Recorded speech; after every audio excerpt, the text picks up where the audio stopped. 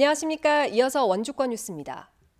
어제 도내에서 나흘 만에 한 자릿수 코로나19 확진자가 나온 가운데 오늘은 지금까지 2명이 추가됐습니다.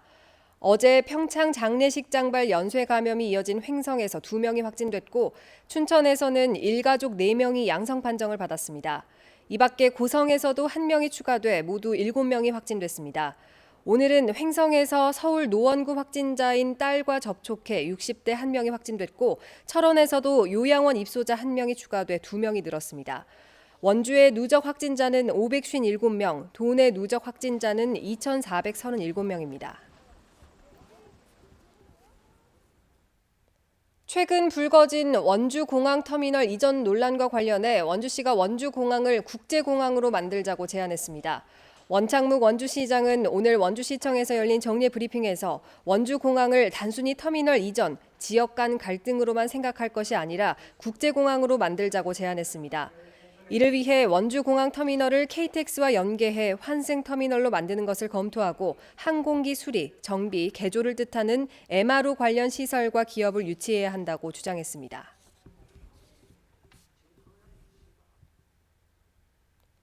횡성군의 국내 최대 규모의 전기버스 충전시설 기업의 연구시설과 생산 공장이 건립됩니다. 횡성군은 전국 전기버스 충전소 시설의 70%를 구축한 주 펌프킨이 오는 2023년까지 공근 농공단지에 150억 원을 들여 연구시설과 생산시설을 구축한다고 밝혔습니다. 해당 기업은 대용량 초고속 충전 시스템 개발을 완료했으며 자율주행과 전기 항공기 개발 등 다양한 신기술 실증 사업을 추진하고 있습니다. 이 밖에 전기 자동차용 모터 전문 기업이 우천 산업단지로 이전하는 등 횡성의 이모빌리티 관련 기업들의 투자가 이어지고 있습니다. 차량 절도와 무면허 운전 등의 혐의로 기소돼 보호관찰을 받던 10대 2명이 또 다른 범죄를 저질러 경찰에 붙잡혔습니다.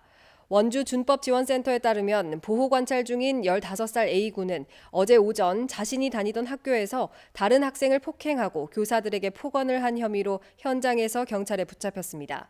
역시 보호관찰 중이던 13살 B군은 현장에 같이 있다가 도망쳤지만 이후 준법지원센터로 자수를 해왔다고 밝혔습니다.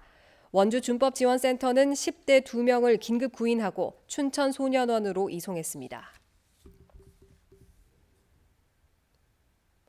한국전쟁 당시 북한군과의 격전이 펼쳐졌던 평창군 신리 지역에서 한국전쟁 전사자 유해와 유품이 발굴됐습니다. 육군 제36 보병사단은 지난달 15일부터 평창대대 장병 80여 명과 국방부 유해 발굴 감식단을 투입해 전사자 유해 3구와 유품 340석점을 발굴했다고 밝혔습니다. 36사단은 오는 8월부터 5주 동안 횡성군 하대리 일대에서 추가 발굴 작업을 진행할 예정입니다.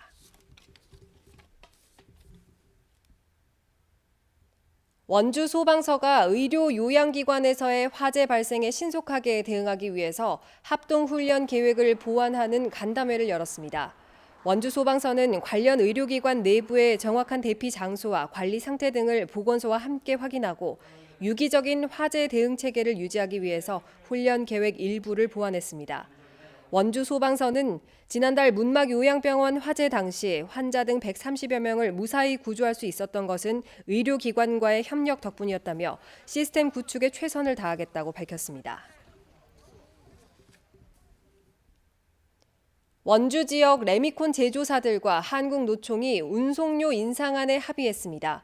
한노총 건설산업노조는 원주 지역 18개 제조사 협의체와 레미콘 운송료를 시내 기준 건당 46,000원, 시외는 47,000원으로 각각 10% 이상 인상하기로 합의했습니다.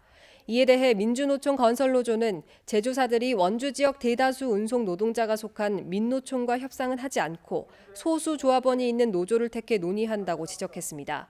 노조 탄압과 일감 차별 저지를 촉구하는 레미콘 운송 노동자들은 한 달 가까이 파업을 이어가고 있습니다. 원주 건설 현장을 중심으로 노사 갈등이 3달째 이어지고 있는 가운데 원주경찰서가 집회 상황 관리를 위한 전담팀을 꾸렸습니다. 강원청의 인력 지원을 받아 41명으로 구성된 원주 건설 현장 불법행위 전담 수사팀은 양대 노총의 충돌로 인한 고소, 고발 등 사건 관리를 전담합니다. 경찰 관계자는 집회 장기화로 치안력이 낭비되고 시민들의 피로도도 상당한 상황이라며 사태가 해결될 때까지 수사팀이 관계자 조사 등을 전담할 예정이라고 밝혔습니다. 영월군이 행정 역사 기록물 디지털화를 위해서 주민들에게 기록물 기증을 받습니다. 영월과 관련된 모든 기록물로 옛 시가지 모습과 행사, 주민 생활상, 탄광촌 일상 등을 9월 3일까지 우선 접수한 뒤 추가로 기증받습니다.